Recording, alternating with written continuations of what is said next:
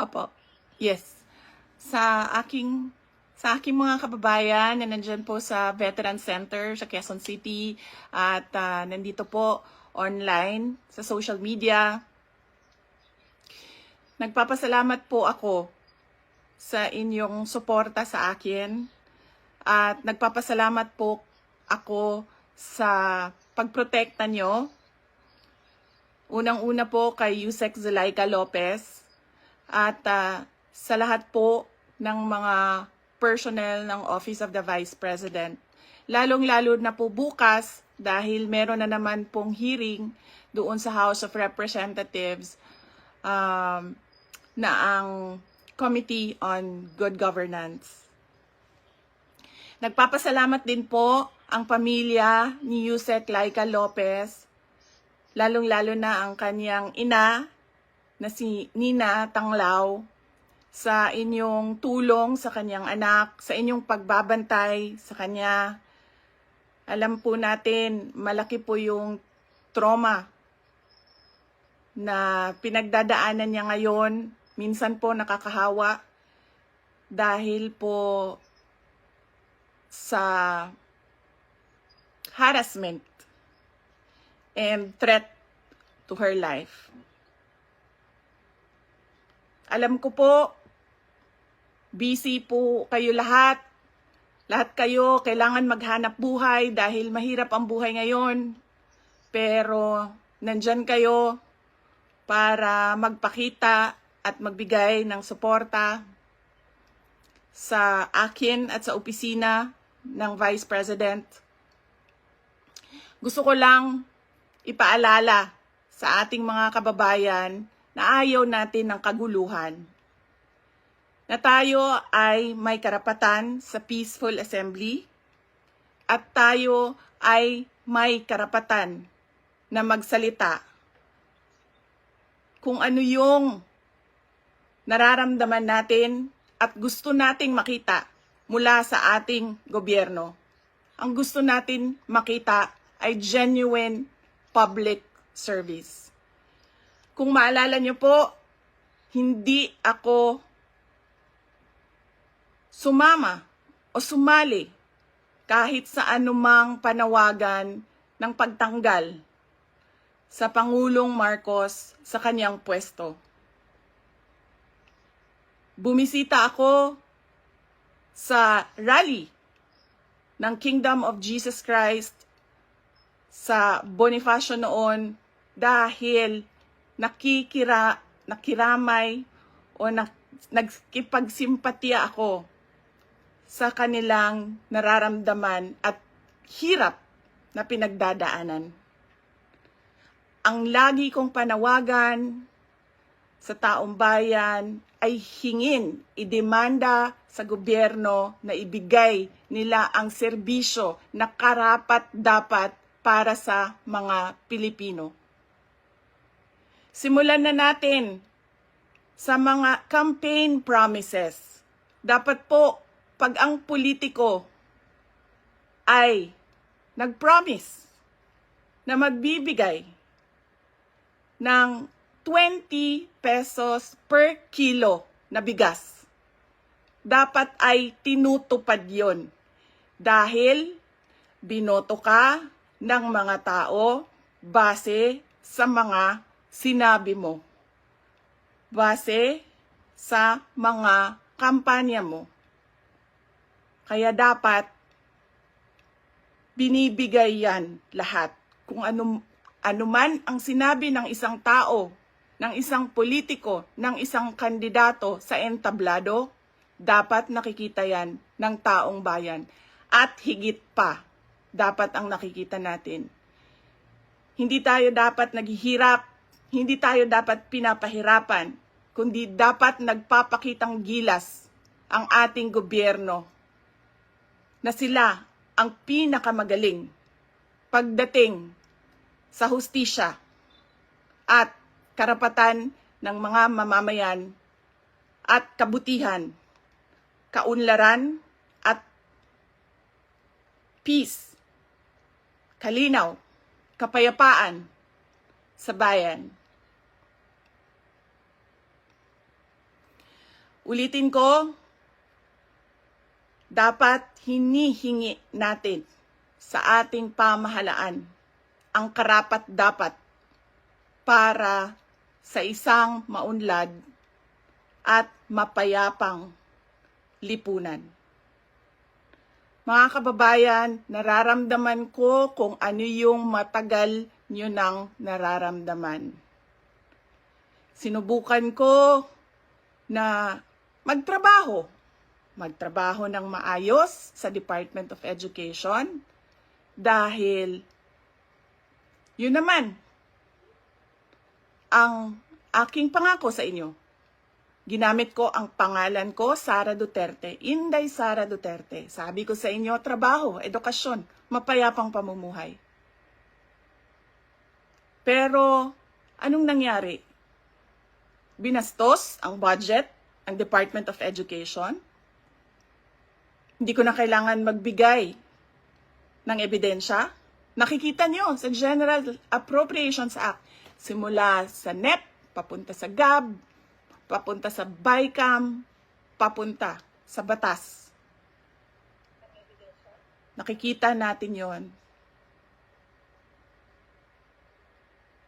Dapat hinihingi natin na matino ang mga namumuno sa atin. Sinabi nila, ako daw ay krung-krung. Ako daw ay baliw.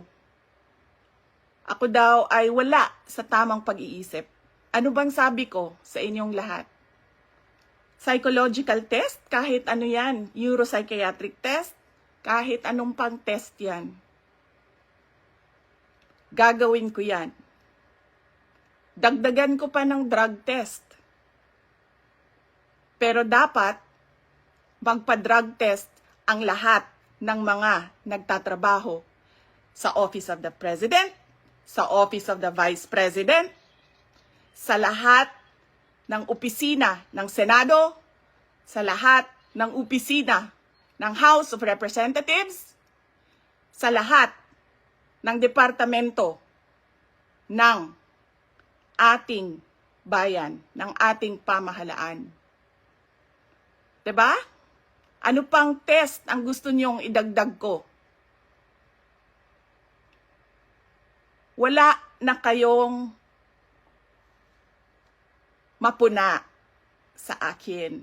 Pinagtatakpan ninyo ang mga kakulangan ng pamahalaan. Ako ang ginagawa ninyong punching bag para hindi napapansin, nakikita, naririnig ng mga tao ang kalokohan, ang korupsyon, at ang katiwalian na ginagawa sa gobyerno. Magpa-drug test tayong lahat sa harap ng taong bayan. Dalawa lang yan, mga kababayan. Ibigay namin ang mga pangako namin sa inyo noong nangangampanya kami. At papakita namin sa inyo na matino kami. Magpapadrug test kaming lahat. Simulan namin sa Office of the Vice President.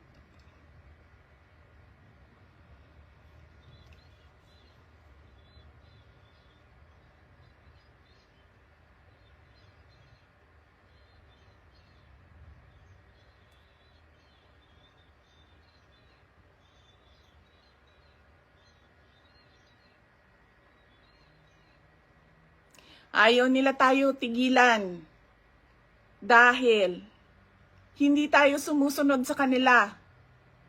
Hindi tayo nabibili ng pera.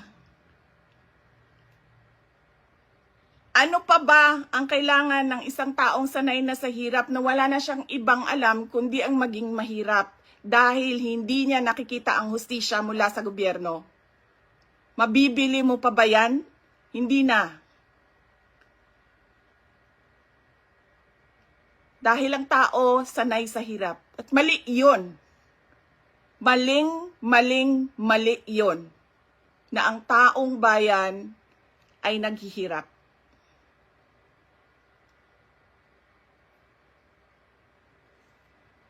Mga kababayan, ulitin ko ang aking pagpapasalamat sa inyong suporta, sa inyong pagprotekta, at lalong-lalo na sa inyong pagmamahal. Nararamdaman ko yon. Mahal ko kayong lahat. Mahal ko itong bayan natin. Wala na po tayong ibang bayan. Hindi po tayo mga politiko at mga mayayaman na meron pong bahay kung saan-saan. Sa Australia, sa Singapore, sa Amerika, sa Spain, sa Europe, kung saan-saan ang mga bahay nila. Napakadali sa kanila na talikuran ang bayan. Pero tayo, saan tayo pupunta? Sa mga probinsya lang natin. Sa Samar, sa Leyte, sa Cebu, sa Bohol, sa Siquijor, sa Negros Oriental, sa Negros Occidental, sa Panay Island, sa Mindanao, sa Luzon. Doon lang tayo makakapunta, makakauwi kung magulo ang bayan. Pero ang mga mayayaman at mga politiko, iiwanan lang tayo. Kaya mga kababayan, paniguraduhin nyo na hinihingi ninyo sa gobyerno kung ano yung karapat-dapat para sa ating lahat. Hindi lang karapat-dapat para sa mga politiko at mayayaman. Nagpapasalamat po ako at paalala po ulit sa inyong lahat, peaceful assembly sa ilalim ng freedom of speech ang ating hangad.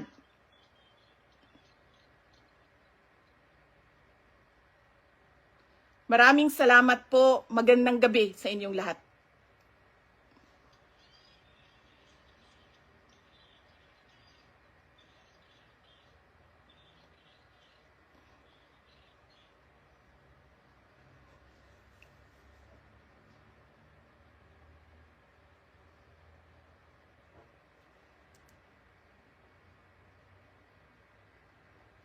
Laban.